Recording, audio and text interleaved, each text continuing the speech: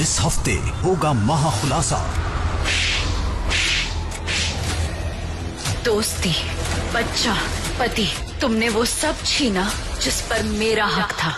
यहाँ पर परी अपने कदम पर चलने वाली है और नीति को करार थप्पड़ मारने वाली है, क्योंकि यहाँ पर परी अपने आत्मसम्मान के लिए कुछ भी करने वाली है। जी हाँ दोस्तों, और संजू परी दोनों मिलके बदला लेने वाले हैं सब घर वाले के साथ, और नीति पृथ्वी दोनों बहुत मुसीबत में फंस जाने वाले हैं, क्योंकि यहाँ पर नीति खुद अपनी सारी सच्चाई कबूल करने वाली है। जी हाँ दोस्तों, फिर पृथ्वी ऐसा कदम उठाने वाला है कि नीति को धोखा देने वाला है और नीति खुद अपनी मुसीबत में फंस जाने वाली है। जी हाँ दोस्तों, यहाँ पर तो धमाकेदार ट्विस्ट मिलने वाला है कि नीति की सारी सच्चाई सामने आने वाली है और सारा भांडा फूटने वाला है नीति, गुरविंदर,